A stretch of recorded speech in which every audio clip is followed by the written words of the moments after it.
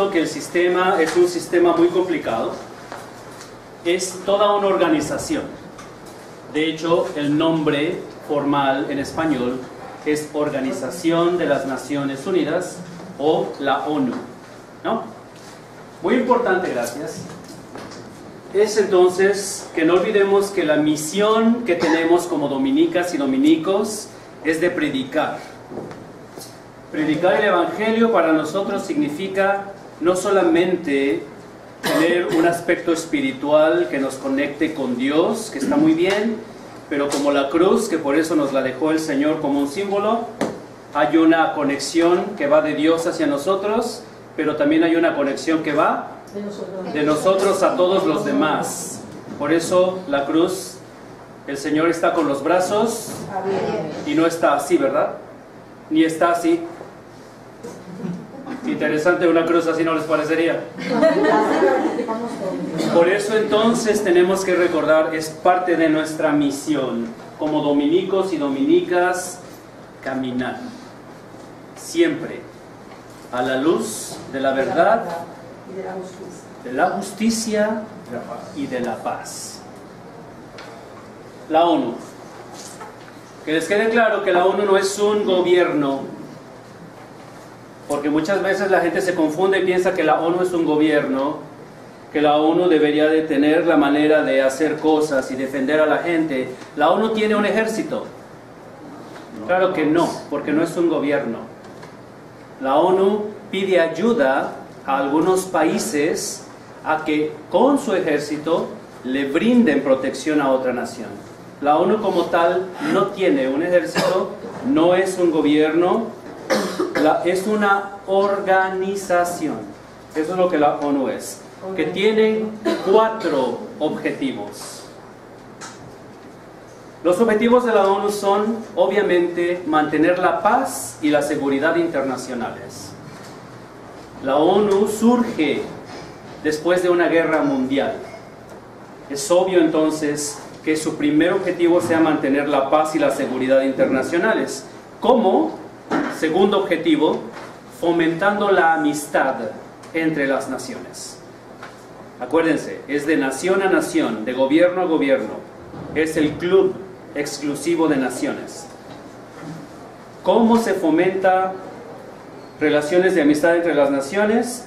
Por medio de la cooperación internacional, buscando solucionar problemas de manera conjunta.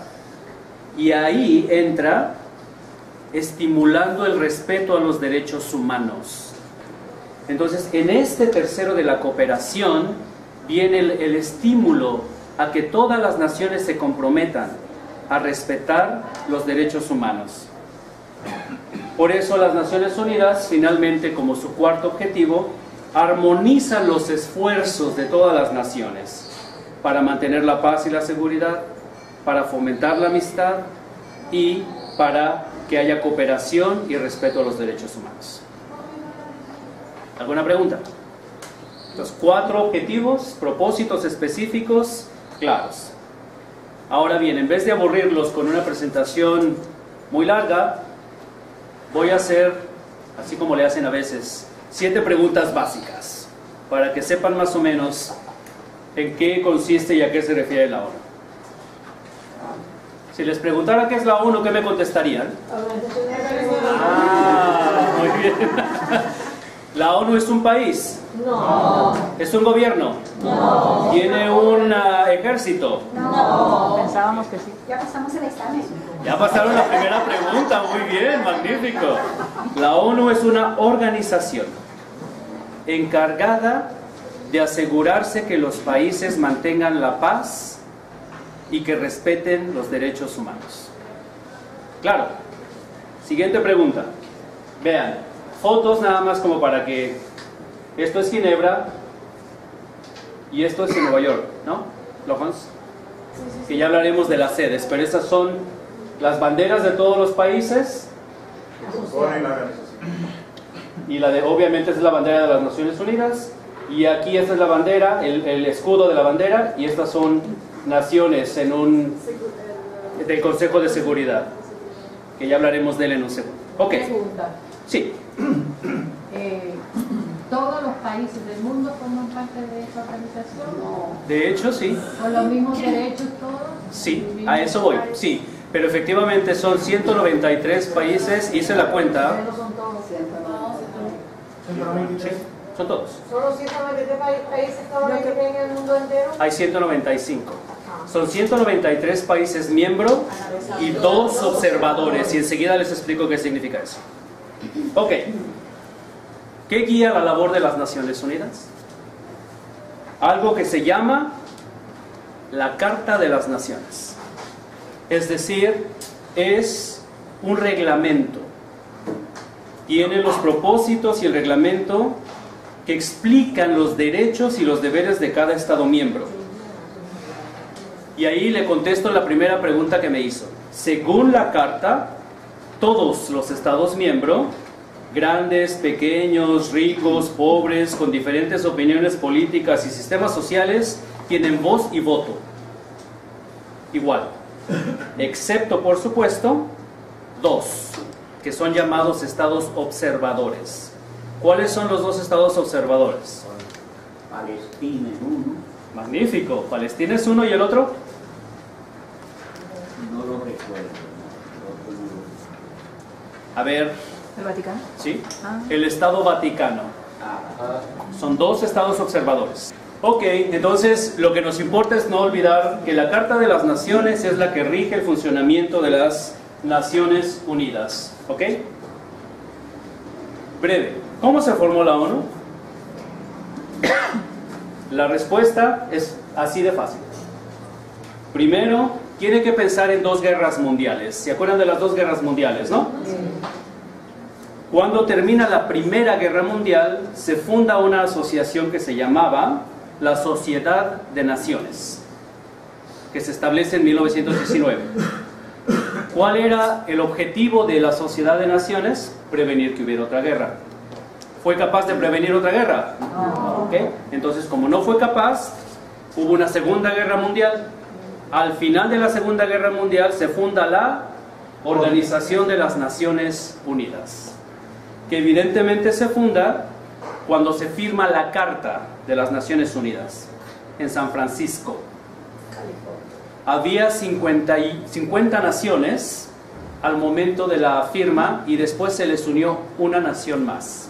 Este es un dato curioso. ¿Saben cuál fue la nación número 51? Alemania. No. ¿Cuál? Dominicana. No. Por si acaso. Panamá. Panamá fue la nación número 51. Entonces, pero les estoy dando este dato para que vean cómo desde ese año, 1945 al 2018, tuvieron que pasar un montón de años para que todas las naciones se hicieran parte de las Naciones Unidas.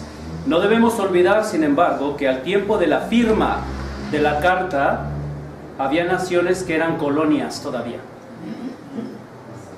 Entonces es importante no olvidar. Ok. ¿Cuáles son las sedes de la ONU? Ginebra, ok. Nueva York es el hogar sede.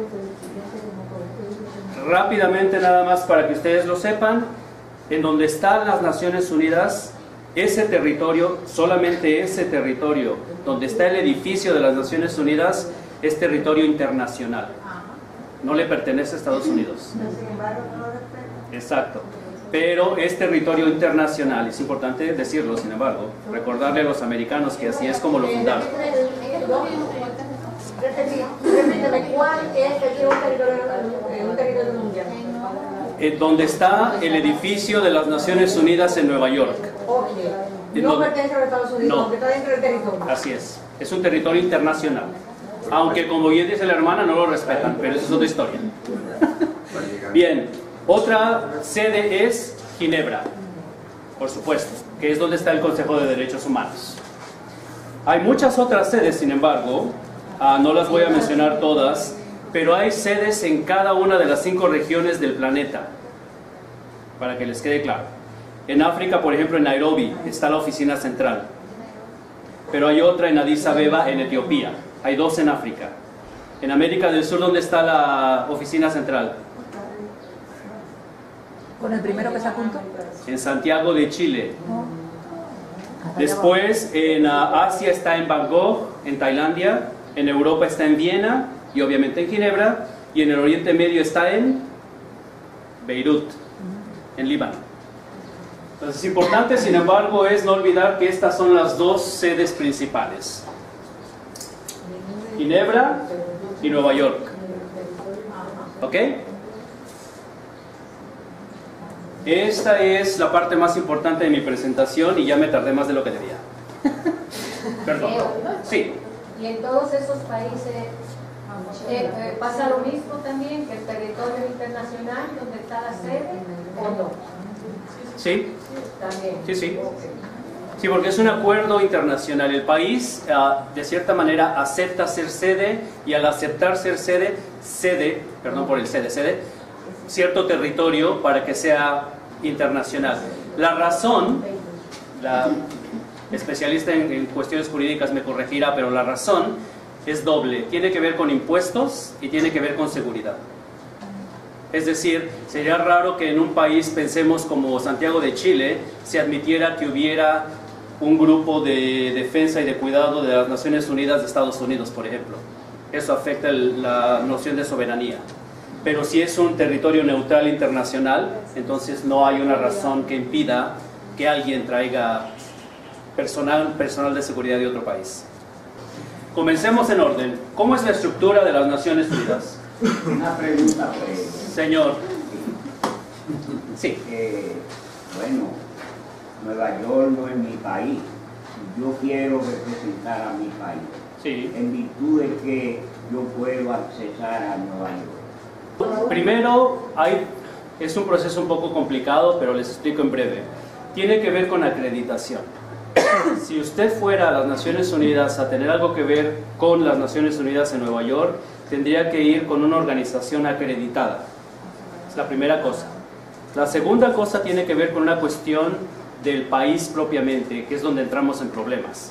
Aunque el territorio de Nueva York es neutral, entrar en Estados Unidos no lo es. Entonces usted tendría que tener una visa que le permite entrar a Estados Unidos primero. Y es a donde mucha gente no puede entrar. Distinto, por ejemplo, a Ginebra, donde que yo sepa es un poco más fácil, ¿no? Sí, pero yo creo que también es importante saber que en la serie en Ginebra se focaliza sobre los derechos humanos. En Nueva York hablamos de la Asamblea General del Consejo de Seguridad, pero en materia de derechos humanos todo está en Ginebra. Así que por eso que estamos trabajando en Ginebra. Claro.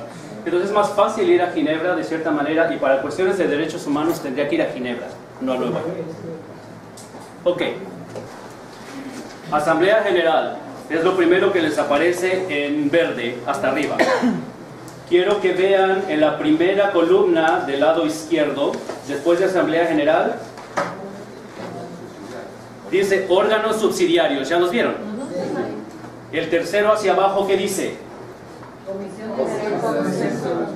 Perdón, el cuarto. El cuarto. Gracias, perdón. Ya no sé contar. Bueno, eso es muy importante para que nosotros entendamos. Cuando trabajamos en cuestiones de derechos humanos, este es el universo al que nos tenemos que enfrentar, lo que tienen delante de ustedes. Pero no tenemos que enfrentarlo todo, sino tenemos que saber hacia dónde ir. ¿Cuáles son los mecanismos que nos pueden ayudar? El primero, muy importante, es parte de la Asamblea General y es el Consejo de Derechos Humanos. Importante para nosotros es simplemente no olvidar que el Consejo de Derechos Humanos es a donde todos los países rinden cuentas sobre cómo están haciéndolo en materia de derechos humanos. Es muy importante no olvidar eso. Es un foro de diálogo y cooperación sobre derechos humanos, y quien lo administra es el Alto Comisionado de las Naciones Unidas para los Derechos Humanos, que en este momento es un príncipe de Jordania, que se llama Said bin Raad Al Hussein. ¿Ok? Nosotros rara vez tenemos algo que ver con el consejo como tal, ¿no? Con porque tiene que ver con países. Este es donde son los estados los que interactúan unos con otros. Sí, nosotros lo que hacemos es declaraciones y eso, pero ellos hablan entre ellos, ¿no? Ok. Después viene la pregunta que me hizo el Señor. Siguiente cosa abajo en su hojita es el Consejo de Seguridad. ¿Ya lo vieron? El Consejo de Seguridad tiene como responsabilidad cuestiones relativas a la paz y la seguridad internacionales, como el nombre lo dice, ¿no?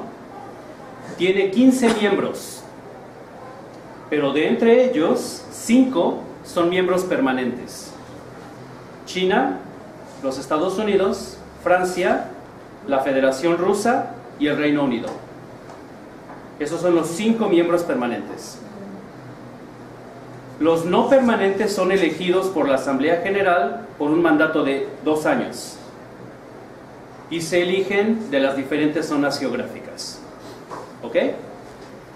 Ahora bien, la aprobación de resoluciones se hace por voto afirmativo de al menos 9 de los 15 países. ¿Estamos claros hasta ahí? Si hay una resolución en contra de Israel, por decirlo de alguna manera, necesito 9 votos a favor. ¿Ok? Al menos. Pero si uno de los miembros permanentes no está de acuerdo, puede vetar esa decisión, puede decir que no. Y su palabra entonces se convierte en ley, por decirlo de alguna manera. Vamos bien, ok. Esto entonces ha creado conflictos muy severos, obviamente.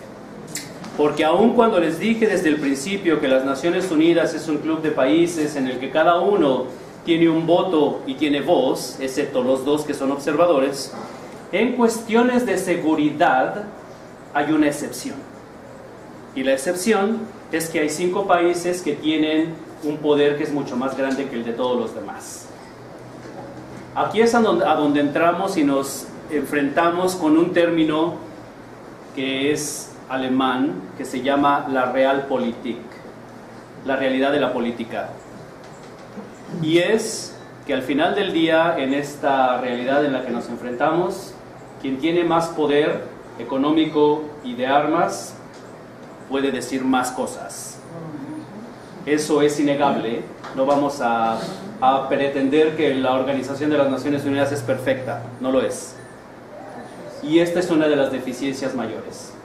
Entonces, claro, ¿qué fue lo que pasó con la situación en Siria? ¿Se acuerdan de la situación en Siria? Todo el mundo sabíamos que estaba habiendo una masacre, ¿no? ¿Por qué no hicieron nada las Naciones Unidas? ¿Saben?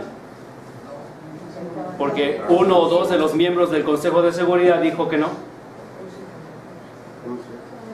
Entonces es muy importante no olvidar que estamos presentándoles la realidad del sistema con el que trabajamos. No vamos a pretender que es perfecto, ni les vamos a decir que todo funciona de mil maravillas, porque eso no es cierto. Repíteme los nombres de los 5: China, Estados Unidos, Francia, la Federación Rusa y Gran Bretaña, el Reino Unido. Se ha hablado a través de la historia de las Naciones Unidas que se podría haber cambiado el número de miembros permanentes porque hay ciertas potencias que ya no lo son, o no lo son como lo eran en el momento de la posguerra, de la Guerra Fría famosa. Exacto. Pero al final del día se ha respetado la razón histórica y por eso seguimos con la situación como está. Es gracioso porque si queremos cambiar el sistema con los 5 países, deberíamos votar y siempre uno de los 5 países van a vetar un cambio El voto, porque claro. ellos les gusta este poder. Así que siempre se sigue con este sistema y no sé si vamos a cambiarlo un día. Eso es Complicado. Ok, pasamos al siguiente que tienen en su hojita, que es el Consejo Económico y Social, que es conocido mundialmente como ECOSOC, pero las siglas están en inglés, por supuesto. Gracias. De ahí no tengo mucho que decirles, salvo, es el que nos da la claro, acreditación en la- salvo que precisamente porque hablamos de cuestiones que tienen que ver con la seguridad social en cuestiones de derechos humanos, es el instrumento que nos acredita a nosotros. Le decía a usted, señor, que me preguntaba cómo voy a Nueva York. Tiene que ser acreditado por una organización que tiene permiso para hablar en las Naciones Unidas. Nosotros tenemos ese permiso y este es el instrumento que nos da el permiso. los dominicos por la justicia y la paz en Ginebra tiene un estado de asociación con ECOSOC, y así es como podemos hablar. Más importante es la secretaría. Todo el mundo sabemos que es una secretaría, ¿no? Tienen aquí en color como amarillo la secretaría. Importante para mí es mencionarles que, aunque ya sé que saben lo que es una secretaría, la secretaría es un mundo.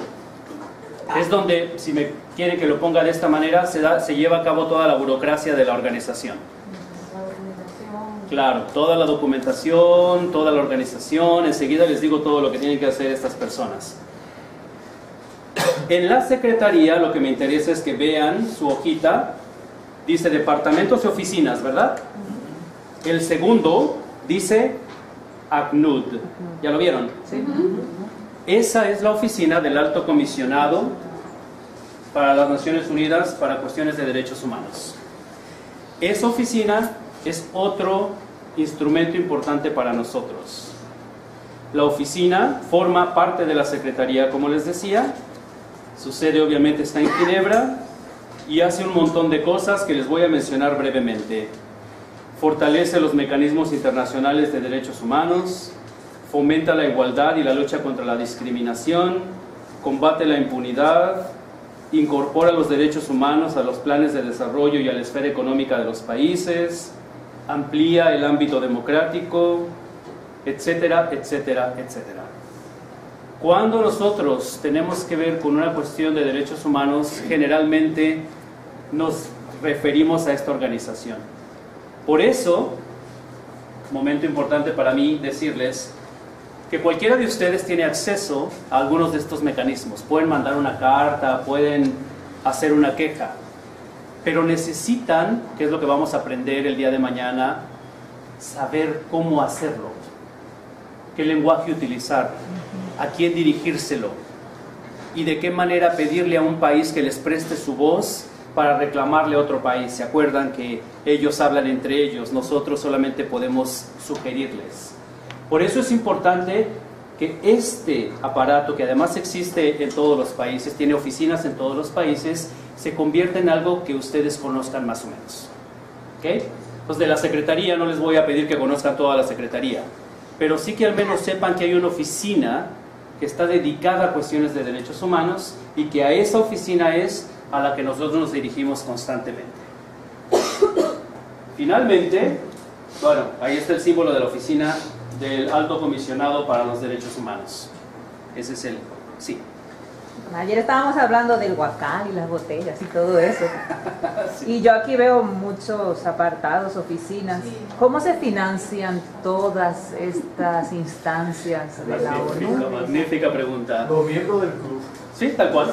Sí. Cada uno de los miembros del club tiene que pagar una membresía. ¿Cómo se financia John Brown? Mira, República Dominicana, el año pasado, debía muchísimo a las Naciones Unidas. Ya no debe. No, yo no sé si ya no debe, pero yo sé que debía muchísimo. Ahora bien, paréntesis rápido.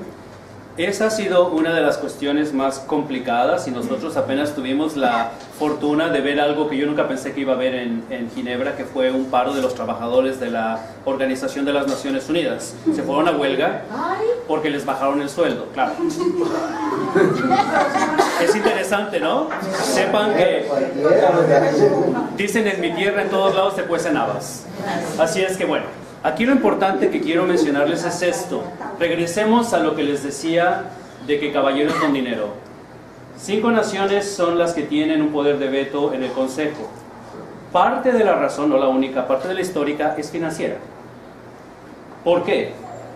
Históricamente sabemos que Estados Unidos ha actuado en contra de las resoluciones del Consejo cuando le ha dado la gana. ¿Por qué? Porque tiene la manera de hacerlo. Problemático en este momento para la organización es que el presidente actual de Estados Unidos ha retirado una gran porción del budget, del presupuesto que tenía destinado para financiar las operaciones de la organización. Pues no podemos olvidar que todo esto requiere de dinero, requiere de financiamiento y que son los estados los que tienen que pagar por ello, pero que si uno de los grandes dice, no, ya no me gustó, Entonces entramos en un poco de complicaciones. Pero no reduce su poder por el hecho de que no pague. Exacto, ese es el problema. Ajá. Claro. Ok. Finalmente, sigan viendo en su hojita. Abajito, en morado, tienen la Corte Internacional de Justicia. No les diré más que una cosa importante.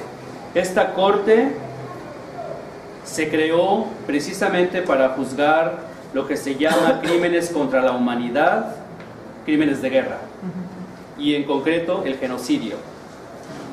Tiene 15 magistrados de diferentes nacionalidades cada uno, que son elegidos por la Asamblea General y el Consejo de Seguridad. Y han hecho cosas muy impresionantes. Obviamente la corte está en La Haya, en los Países Bajos, y tiene que ver con algo sumamente interesante, lástima que no tenemos tiempo, pero que tiene que ver con la inmunidad política de un presidente, por ejemplo.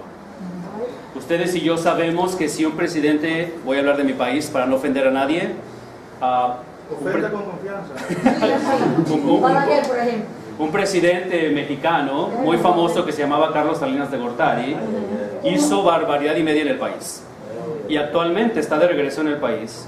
Y no solo eso, sino que el presidente actual es su ahijado. Claro, entonces él es el presidente.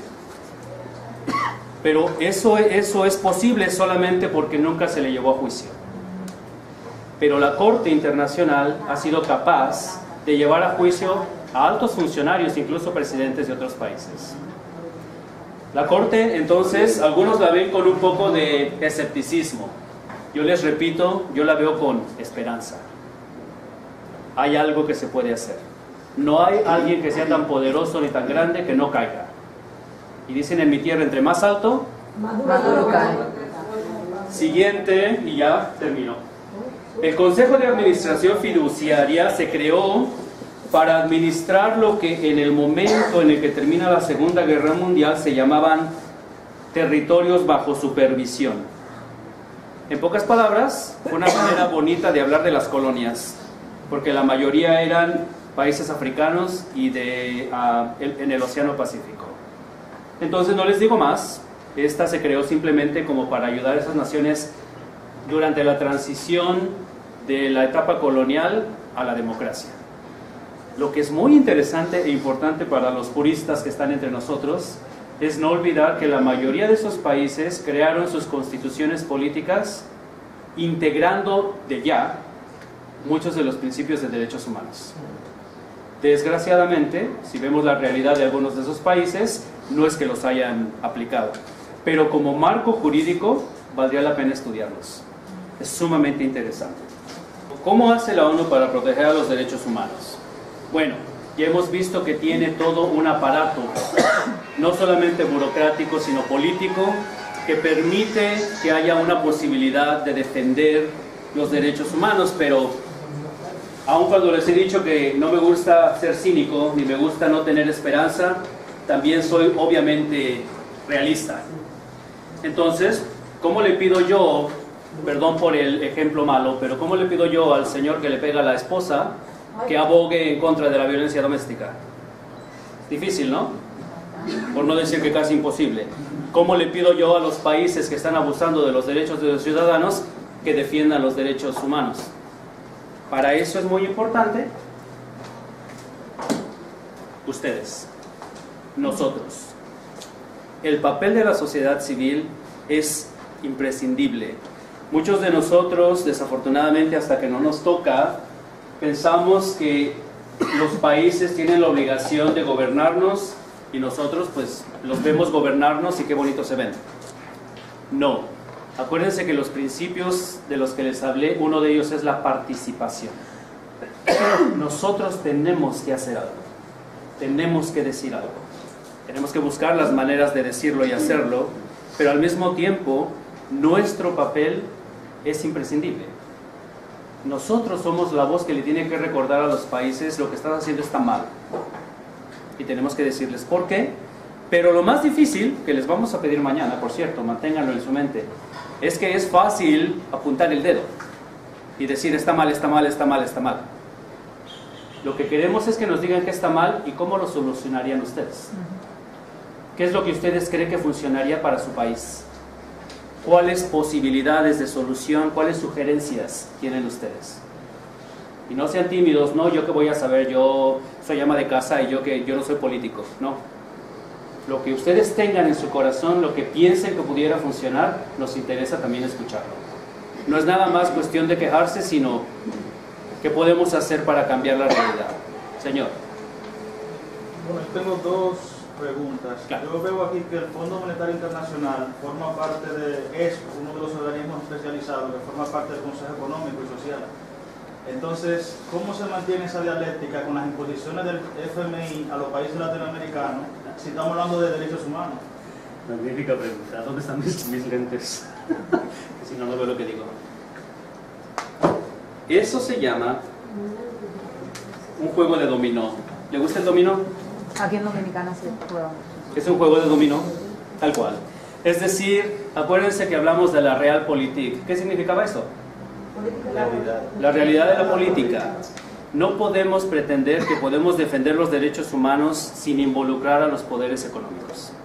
Entonces, ¿qué pasa? Que cuando el Fondo Monetario Internacional le cae encima a la República Dominicana con una tasa tarifaria que es imposible, entonces el gobierno, si supiera trabajar cuestiones de derechos humanos, podría utilizar eso para decirle, no te puedo pagar tanto, porque en vez de pagarte este dinero a ti, lo tengo que emplear en esta obra que tiene que ver con la protección de los derechos humanos. Entonces, de cierta manera, el Fondo Monetario Internacional no está preocupado de los derechos humanos, en absoluto. Debería, pero no lo está. Hay otras organizaciones que deben de dialogar con el fondo precisamente para evitar. ¿Cómo se ha hecho esto? No podemos, no es parte de nuestro tema y no tenemos tiempo, pero los famosos Millennial Goals, los objetivos del milenio hablan de eso. Hablan de cómo el Fondo Monetario Internacional debe de contribuir de una manera al mejoramiento de las condiciones económicas, sociales e incluso políticas de un país, para que entonces los derechos humanos sean una realidad. Porque seamos claros, se habla de derechos humanos solamente en una sociedad donde existe un poco de democracia, al menos. Si hablamos de una tiranía, ¿cómo puedo hablar de derechos humanos? Aunque, aclaro, que en papel, China y algunos otros países tienen una idea maravillosa de los derechos humanos, hasta que les preguntas qué quieren decir, ¿no? Ok, pero entonces esa es la primera pregunta. La segunda, tú mencionaste ahorita la impunidad y la mencionó Marisa. Sí. Y nosotros asistimos a estos juicios que se le hacen a los presidentes de otros países latinoamericanos, por ejemplo, por el caso de Brecht. ¿Cómo hace uno para llevar a un presidente ante esa Corte Internacional de Justicia? Porque el de aquí sale invicto. Claro, bueno. El día que se pone triste, como dice nada. No, o sea, es una pregunta directa y clara, aquí todo el mundo sabe de lo que estoy hablando. Primero que nada, aclaremos, digamos que los niveles de competencia. ¿Quién lleva a un gran personaje de un país, a un presidente, a la Corte de Justicia? Tiene que ser un magistrado que tiene todo un equipo de trabajo que es especialista en este tipo de cuestiones. ¿Cuáles son las causales? Los que son abogados me entienden. ¿Qué causales puedes utilizar para llevar a una persona a la Corte de Justicia de La Haya? Solamente cuestiones que tienen que ver con crímenes de lesa humanidad o con genocidio. Es decir, no es que estafó al país, se robó 44 millones de dólares y por eso lo vamos a llevar a La Haya. No, La Haya se creó exclusivamente, en pocas palabras, para juzgar crímenes de guerra. Así es. Entonces, esa sería una de las cosas difíciles. Hay suficientes causales para llevar a un diplomata o a un presidente a la Corte de Justicia Internacional. Pero existe una Corte Penal Internacional, no tendría que ver con eso que dice el Estado. Claro, pero entonces ya hablamos de que hay otras instancias, la Corte Interamericana de Justicia, es decir, hay otros tribunales en donde quizás se podría llevar a cabo, pero en La Haya eso no sería posible, porque las causales son muy claras. Pues, no me quise referir bueno, hablé de eso, pero era el juicio por la misma razón que otros presidentes. Sí. Ahí sí tendría que ver, evidentemente, en buscar el tribunal adecuado y en un grupo de juristas que tuvieran la oportunidad de hacer una cosa así. Ah, sí, Lo por que pasa es supuesto. que en ese caso cada país tiene su mecanismo. Exacto. Entonces ya depende de la sociedad civil que se aplique esos mecanismos. También de la interdependencia de los poderes. Así es. Y esperar que el presidente de turno le moleste a Estados Unidos y la embajada de ese país meta mano, como sucedió en el 2015 en Guatemala, y Berger y la vicepresidenta tuvieron que dimitir y están en la cárcel. Si no hubiera puesto la mano el embajador de Estados Unidos ahí, junto con la sociedad civil, no hay. Pero muy buena pregunta.